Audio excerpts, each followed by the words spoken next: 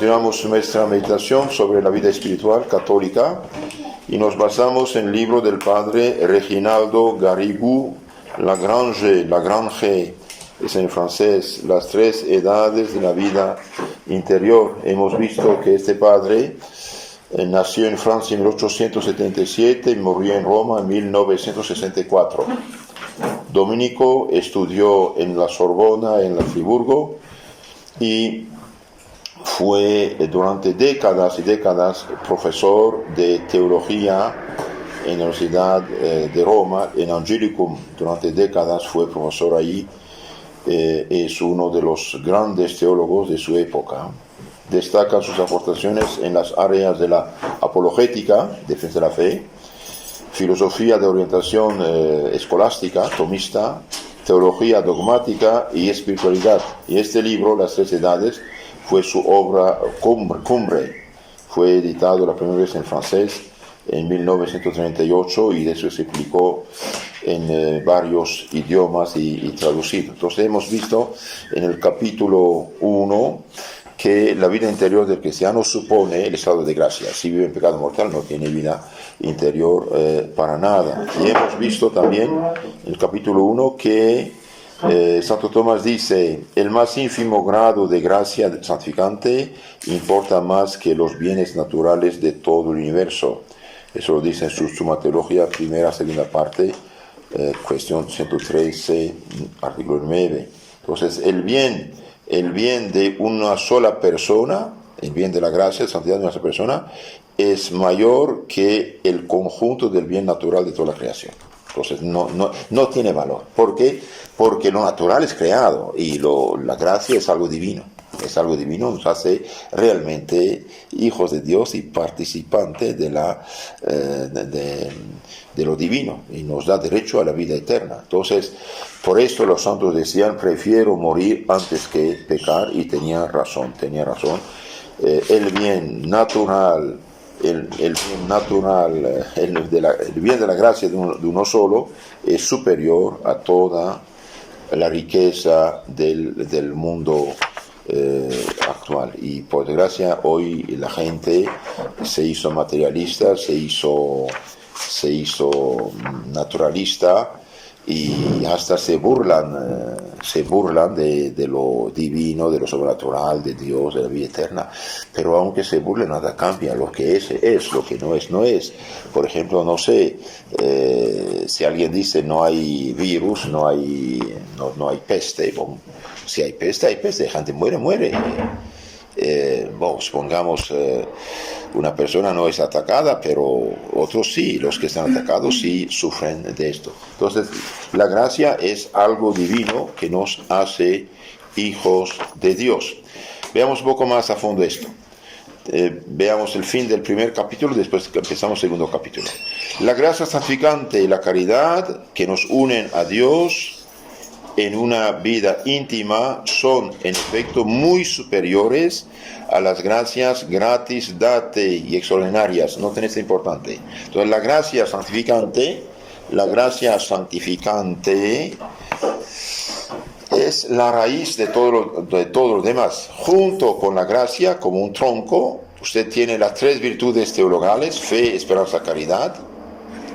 Tiene las cuatro virtudes morales infusas: prudencia, justicia, fortaleza, templanza, y los dones del Espíritu Santo. Entonces, la gracia es como el tronco. Después tiene las tres ramas, tres virtudes teologales que unen el alma a Dios, fe, esperanza, caridad. Y después tiene cuatro virtudes que Dios infunde en nuestra alma mediante el bautismo, que nos hacen actuar cristianamente: prudencia, justicia, fortaleza, templanza, y los 7 dones del Espíritu Santo. Entonces, aquí dice el padre Garrigou Lagrange: la gracia santificante y la caridad que nos unen a Dios en la vida íntima de santidad son muy superiores a las gracias gratis date y extraordinarias, tales como la profecía y el don de lenguas, que son únicamente signos de la intervención divina y que por sí mismas no nos unen íntimamente con Dios. Vamos a insistir sobre esto, es importante. Entonces, el que vive en gracia, en santidad y en caridad está unido a Dios, tiene una vida íntima con Dios. La gracia santificante y la caridad son dones mucho más superiores que los dones de las gracias gratuitamente dadas. Es decir, por ejemplo, profecía, o hablar lenguas, o hacer milagros. Noten esto, es importante. Hoy alguien que habla lengua, que tiembla, que llora, que cae, que desmaya, la gente queda asombrada y piensa que eso es lo... No. Esto es nada, esto puede pasar incluso en una persona que está en pecado mortal. Es una trampa. Es una trampa bastante peligrosa. Entonces, la gracia santificante y la caridad que nos unen a Dios en una vida íntima son mucho más superiores a las gracias, a los dones gratuitamente dados y extraordinarios, como la profecía, el don de lenguas, dijimos. Es algo importante esto. Hoy, bajo el flujo protestante, los católicos han caído en la trampa. Mediante el nombre de carismáticos, piensan que el hecho de desmayar, hablar lengua, ya, eso es nada. Esto puede pasar. Caifás profetizó cuando dijo, mejor que un solo hombre muera antes que todo el pueblo.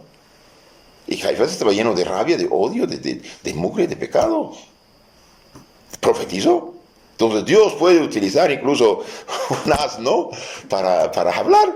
No hay ningún problema.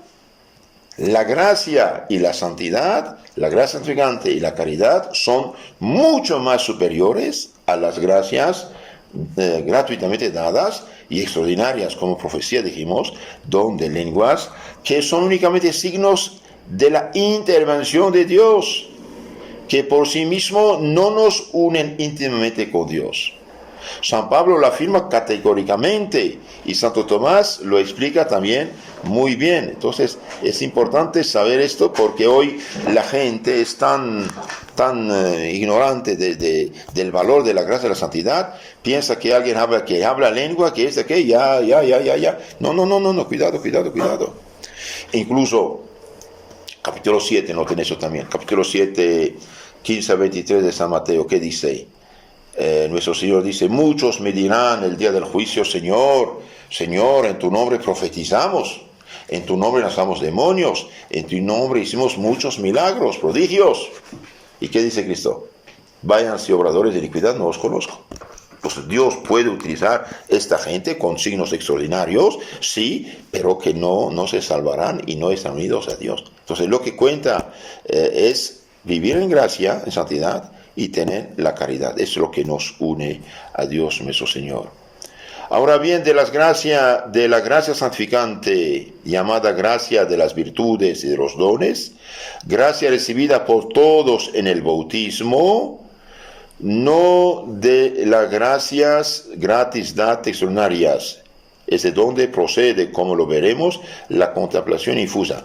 En otras palabras, entonces es del estado de gracia y santidad que viene la contemplación infusa, la contemplación de Dios, y no de las gracias gratis date. No, eso es un movimiento ligero que pasa, la corriente lítica pasa y se acabó. Cuidado. Entonces es de la gracia santificante, que es la gracia de las virtudes dones, que viene la gracia de la contemplación, acto infuso de la fe, esclarecida por los dones de la inteligencia, de la sabiduría, y no de las gracias extraordinarias, ¿no? En los años, pienso, 1900, por ahí, un pastor llamado Parham, protestante, que está separado de la iglesia, por lo tanto no tiene nada que ver con el Espíritu Santo, inventó un rito en el cual el Espíritu intervino, una mujer empezó a temblar, desmayarse, etc. Y dijo, eso es el Espíritu Santo, hemos recuperado los dones de Pentecostés. Y bien, no es verdad, el Espíritu vino, pero no era el Santo.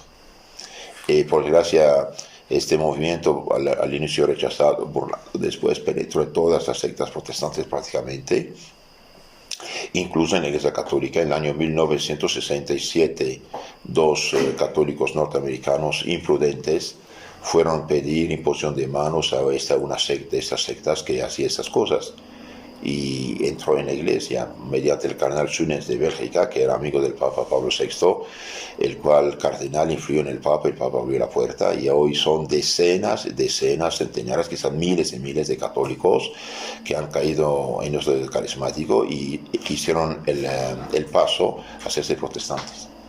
Hace poco aquí en Chimaltenango encontré un pastor. Me dijo que su padre era carismático, se hizo protestante, ahora es pastor y él también es pastor.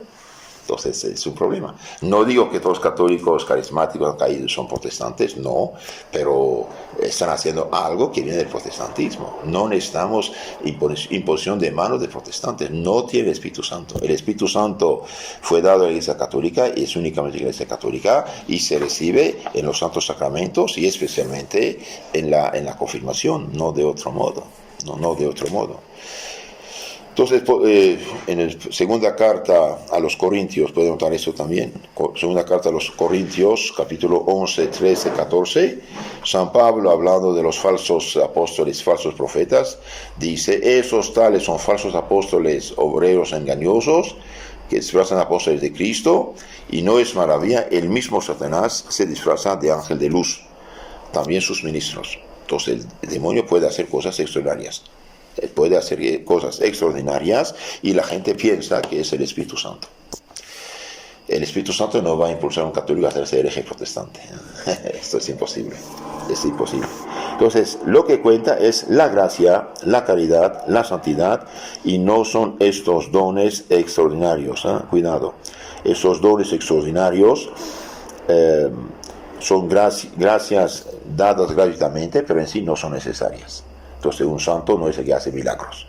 Dios puede meter a hacer cosas, pero no es necesario. No es necesario. Esto dice aquí el padre Garrigou Lagrange, entonces, en la página 40 de su libro Las tres edades de la vida interior, tomo 1. Continuamos un poco más.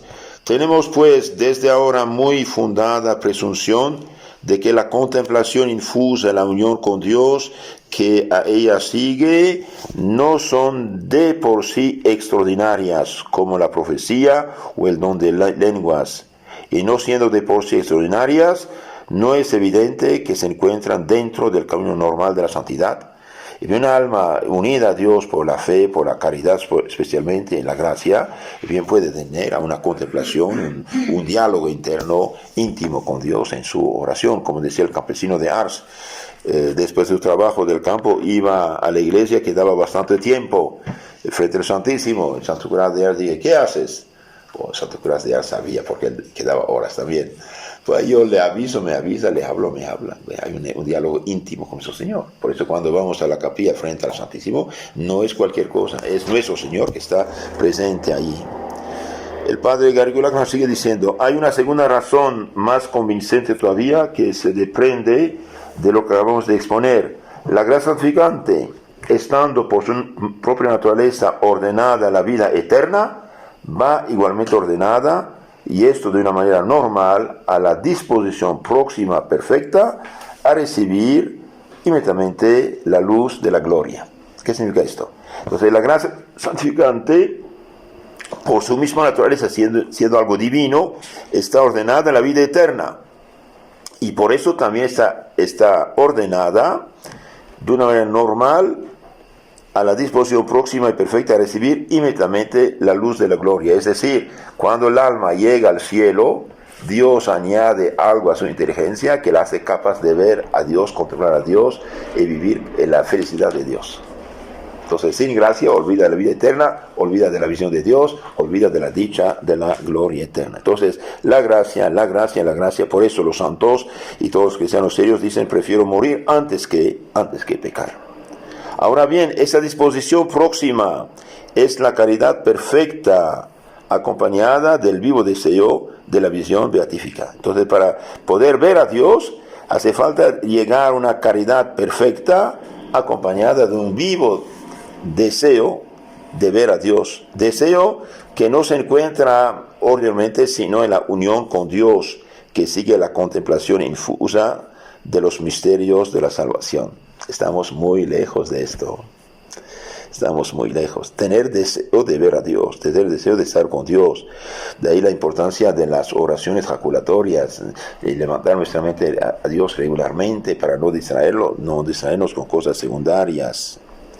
Dicha contemplación no es pues por sí misma extraordinaria como la profecía, sino que es más bien algo eminente, algo grande, que por lo que vamos diciendo, parece indudable encontrarse dentro de la vía normal de la santidad, si bien es relativamente rara como la elevada perfección. Entonces, tenemos que hacer esfuerzos para subir en santidad y subir en la unión con Dios, si no hay problema, Es evidente que debe existir proporción entre la intensidad del deseo y el valor del objeto deseado. Y de este caso, ese valor es infinito. Entonces, si queremos ver a Dios cara a cara y no pasar por purgatorio, etc., tenemos que aumentar nuestro deseo del cielo, nuestro deseo de la santidad, nuestro deseo de nuestra unión con Dios. Y ser peregrinos del absoluto, noten esto, ser peregrinos del absoluto. Estamos buscando a Dios. ¿En qué sentido buscamos? Nos dirigimos hacia Él. Porque yo voy a tal lugar, pues tengo 100 kilómetros, tengo que avanzar. Después aquí el Padre habla un poco del purgatorio y del deseo de ver a Dios. En fin, como la gracia santificante está por naturaleza ordenada a la vida eterna, no olvidemos esto. Sin gracia santificante no hay vida eterna. Y todo el que vive en pecado mortal, bien, él dio la espalda a la vida eterna. En lugar de ir hacia Dios, se va del otro lado. Entonces, la gracia santificante, por naturaleza, está ordenada a la vida eterna. Asimismo, lo está a una disposición próxima a recibir la luz de la gloria luego de la muerte. Entonces, la gracia santificante está ordenada a la vida eterna y nos dispone a recibir la luz de la gloria para poder ver cara a cara a Dios, vivir de su dicha, de su gozo, de su alegría.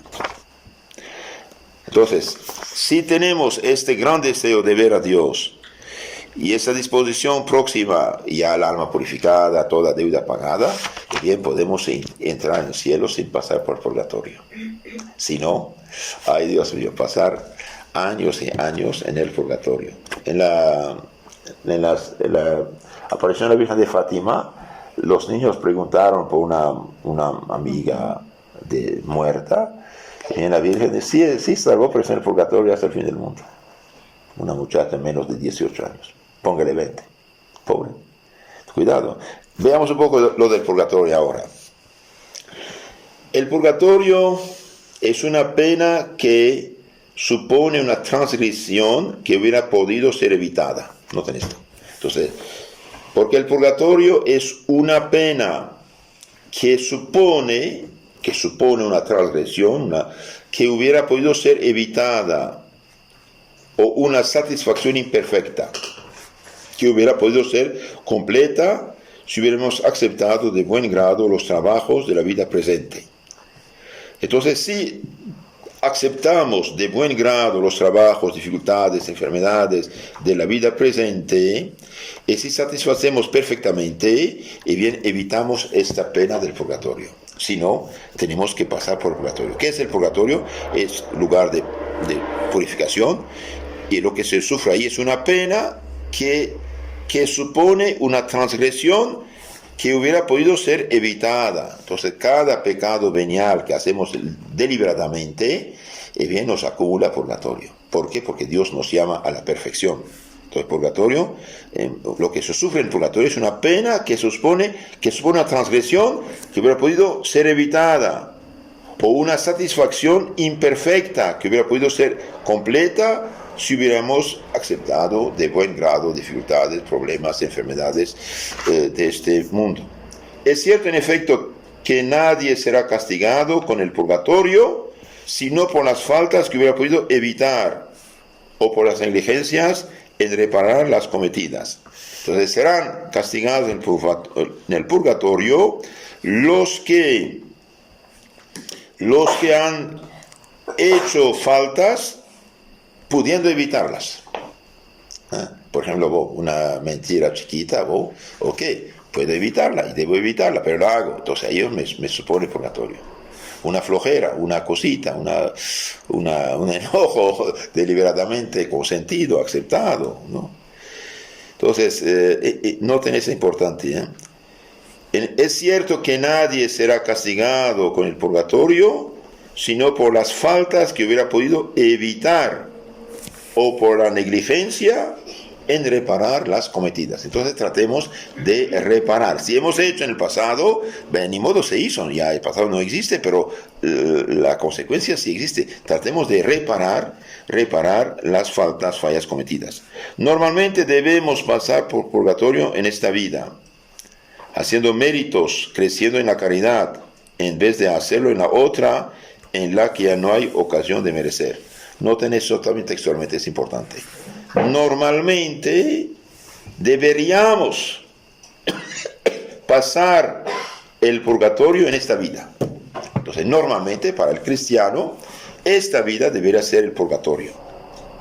Haciendo méritos, no solamente pagamos la deuda, sino que hacemos méritos. Creciendo en la caridad. Esto es lo normal, hacer nuestro purgatorio en ese mundo, expiando nuestra deuda, haciendo méritos, creciendo en caridad, en vez de hacerlo en la otra, en la que no hay ocasión de merecer. Los difuntos del purgatorio ya no pueden merecer, no hay mérito. Sufren como el que está en la cárcel sufre. Noten, eso es importante para la vida espiritual.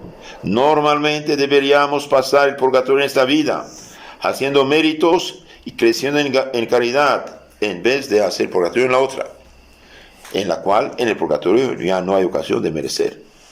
Pues bien, la disposición próxima para recibir la luz de la gloria, de ver Dios cara a cara, enseguida de la muerte, requiere una verdadera purificación. Entonces, para poder ver a Dios cara a cara, hace falta, enseguida de la muerte, hace falta una verdadera purificación, análoga a la que se encuentra en las almas que van a salir del purgatorio con un gran deseo de la visión beatífica. Entonces, las almas en estado de gracia, porque toda alma que va en el purgatorio es estado de gracia. Un alma en pecado mortal cae al infierno. Entonces todas las almas del purgatorio están en estado de gracia, solamente tienen que pagar esa deuda con la justicia divina. Entonces para nosotros, para entrar en el cielo, tenemos que hacer un deseo grande, igual que las almas en el purgatorio, que tienen grande deseo de subir al cielo. Y eso no lo tenemos. No lo tenemos, seamos realistas. Las almas del purgatorio tienen grande deseo de ir al cielo, tienen grande deseo de ir del cielo. Si no alimentamos este deseo, hay riesgo que vamos al cielo del purgatorio. Y el purgatorio no es cualquier cosa, es un fuego purificador, sufrimientos tremendos. Hay unas apariciones reconocidas por la Iglesia de almas del purgatorio que dicen que sufren muchísimo, Tienen un grande deseo de la visión beatífica. Y Santo Tomás de Aquino da un ejemplo, noten eso también. Así el hambre nos produce intenso sufrimiento cuando privados más de un día de todo alimento, llega el organismo a sentir mi imperiosa necesidad de comer. Entonces cuando uno pasa 1, 2, 3 días sin comer, el cuerpo siente una necesidad absoluta de comer, grande deseo de comer, ¿sí? Del mismo modo es la necesidad radical y absoluta en la vida de las almas, en la actual economía de la salvación, poseer a Dios inmediatamente después de la muerte. Entonces, mientras estamos en el cuerpo, en el mundo de los sentidos, no sentimos esta necesidad de poseer a Dios. Pero cuando el alma se separa, bien tiene una necesidad grandísima de ir hacia Dios, y sus fallas y faltas y debes le impiden de ahí el sufrimiento. Entonces, como un cuerpo que no comió varios días tiene grande deseo de comer, así el alma separada del cuerpo tiene grande deseo de ir a Dios, fuente de toda dicha y felicidad. y si tiene deuda con la justicia divina, no puede. Entonces está sufriendo el purgatorio. Entonces, las almas que en este mundo llegaron, su verdadera santidad, tienen ese deseo, además con méritos, entonces más fácilmente van a tener el paraíso que las que piensan de vez en cuando, pero no mucho en Dios. De ahí la importancia de la meditación, de la reflexión, de la lectura espiritual, de la oración, de poner frente al Santísimo y hablar con nuestro Señor. Si aquí estoy, Señor, toque mi corazón, que yo vea más claramente las cosas. Y Santo Tomás, digamos, saca esta conclusión.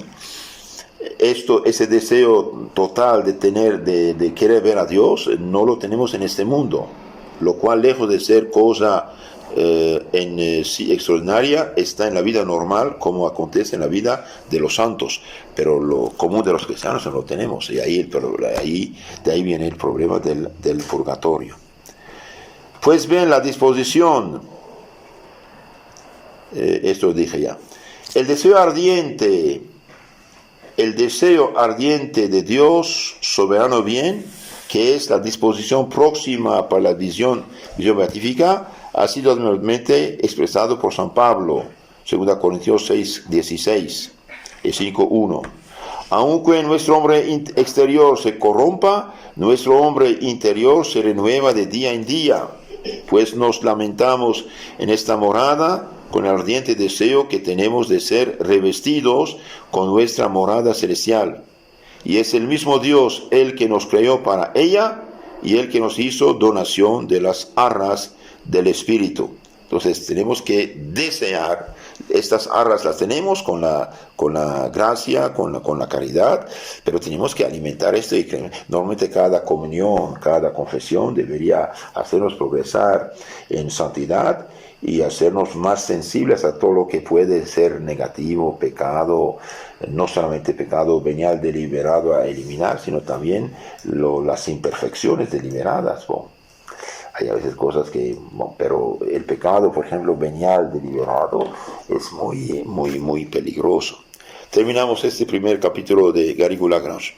Es evidente que para tratar completamente de las cuestiones de la teología ascética, del derecho espiritual y mística, de la unión con Dios, no se puede perder de vista y descender de estas alturas que nos hace conocer la Sagrada Escritura expuesta por los grandes maestros de teología. Si algún terreno existe en el que es preciso considerar a los hombres, no como son, sino como deben ser. No como son, sino como deben ser. Ese es precisamente el de la espiritualidad. Entonces, nosotros no miramos en este curso lo que somos, sino miramos lo que debemos ser.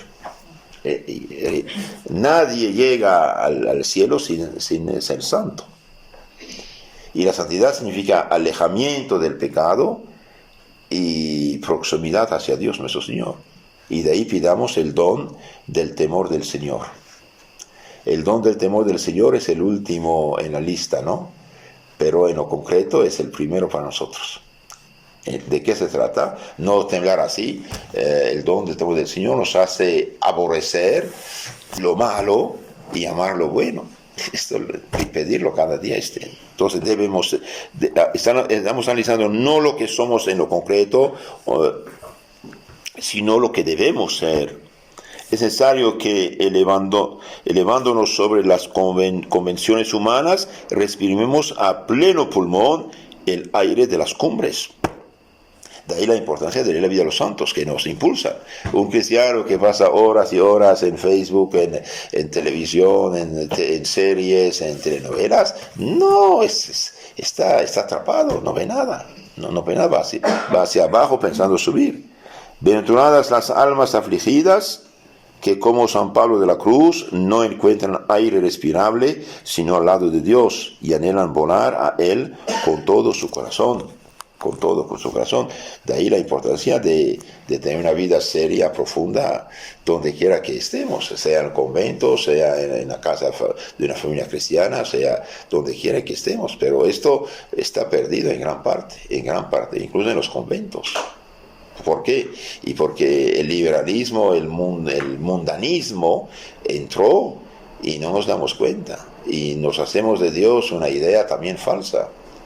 Dios siendo infinitamente puro, bien, no puede aceptar algo que manchado, con cicatriz y mediocre. Sed santos porque soy santo. Sed perfectos como su Padre Celestial es perfecto. Ahora, para avanzar, uno, vivir en estado de gracia, sí lo dijimos. Y dos, detectar su defecto dominante y luchar contra esto. Luchar contra esto, porque el defecto dominante es el que lleva otros pecados, sea veniales, hasta de preparar los mortales, nuestro defecto. Y no hacer absolutamente nada deliberadamente sabiendo que es pecado. Hasta aquí el capítulo 1 de Garrigou-Lagrange. El segundo capítulo nos habla la vida interior y la conversación íntima con Dios. Nuestra conversación está en el cielo, dice San Pablo a los Filipenses 3:20. La vida interior, decíamos, supone el estado de gracia, que es el germen de la vida de la eternidad. Nadie irá a la eternidad dejando este mundo, separando el alma del cuerpo con pecado mortal. Es imposible. De hecho, mortal es una muerte. Entonces, para llegar a la vida de la eternidad, es absolutamente indispensable la gracia santificante. De ahí la importancia de trabajar para ayudar a la gente a recuperar la gracia y vivir en gracia. Sin embargo, el estado de gracia que existe en todos los niños después del bautismo y en cualquier penitente que ha recibido la absolución de sus pecados, no basta para constituir lo que habitualmente llamamos la vida interior del cristiano. Entonces, vivir en estado de gracia, sí, pero hace falta alimentar esto. Un niño bautizado está en estado de gracia, pero no activo. Es indispensable además la lucha contra todo lo que pudiera hacernos caer en el pecado. Noten esto. Entonces, para tener vida cristiana es indispensable la lucha contra todo lo que pudiera hacernos caer en el pecado. Entonces, lucha, de ahí ascética. Los ascetas, los penitentes, los luchadores contra los defectos, pecados y todo lo que impulsa al pecado. Entonces, es indispensable una lucha contra todo lo que pudiera hacernos caer en el pecado. Y dos, es indispensable una vigorosa tendencia del alma hacia Dios. Vigorosa, decidida, fuerte tendencia del alma hacia Dios nuestro Señor. Desde este punto de vista, y para mejor comprender lo que debe ser la vida interior, conviene compararla con la conversación íntima que cada uno de nosotros sostiene consigo mismo. Bajo la influencia de la gracia, si somos fieles a ella, esta íntima conversación tiende a elevarse, a transformarse y a convertirse en conversación con Dios. Entonces, mientras más uno está como recogido y pensando en las cosas de la fe y de Dios, y poco a poco se eleva, se transforma y finalmente llega a un diálogo interno con Dios nuestro Señor. Es esta una observación elemental, como todas las verdades más vitales y profundas son verdades elementales en las cuales se ha pensado durante mucho tiempo, se las ha vivido y ha acabado por hacernos objeto de contemplación casi continua. Si Dios quiere, la próxima vez vamos a continuar sobre este capítulo 2, que habla de la conversación con uno mismo. Depende de su vida moral, si uno es pecador, perverso, perdido, egoísta, avaro, impuro, o si, aunque pecado, pero todavía queda la fe que le boca hacia Dios. Y después habla más a fondo del alma que está en gracia de Dios y que realmente sube en camino de Dios. Entonces hemos dicho, más bien Garrigou-Lagrange, el padre Garrigou-Lagrange nos dice que la gracia santificante y la caridad que nos unen a Dios en la vida íntima son mucho más superiores a las gracias gratis datas, las gracias extraordinarias, cosas extraordinarias, pero que son muy inferiores a la gracia. Entonces el don de profecía, de hablar lengua, de hacer curaciones, y cuidado, Dios no hace esas cosas más bien de cualquier persona. Hoy está mucha charlatanería en esto. Muchos charlatanes se hacen pasar por esto, aquello, etcétera, hasta pagan gente para que simulen enfermos y se los sanan. Eso es burlarse de Dios. Eso es burlar de Dios. Cuando habla aquí de hablar lenguas y las cosas extraordinarias y profecía, habla de los santos. Habla de los santos. Yo he leído en la vida de Santo Tauribio de Mogrovejo, en Perú, cuando estaba por irse a misionar con los bárbaros paganos de Chile. Unos feroces vinieron para matarlos, y el santo, iluminado por el Espíritu Santo, les habló con palabras del Evangelio en latín. Entendieron perfectamente. Contestaron, él entendió lo que decían y finalmente pidió el bautismo. Entonces, cuando hablamos de profecía, de lenguas, de curaciones, esto habla de los santos, no cualquier pobre que fundó su secta, mediante el cual el demonio interviene y después se hace pasar por el santo, el profeta. Eso no es así. Dios nunca hace milagros en favor de algo falso.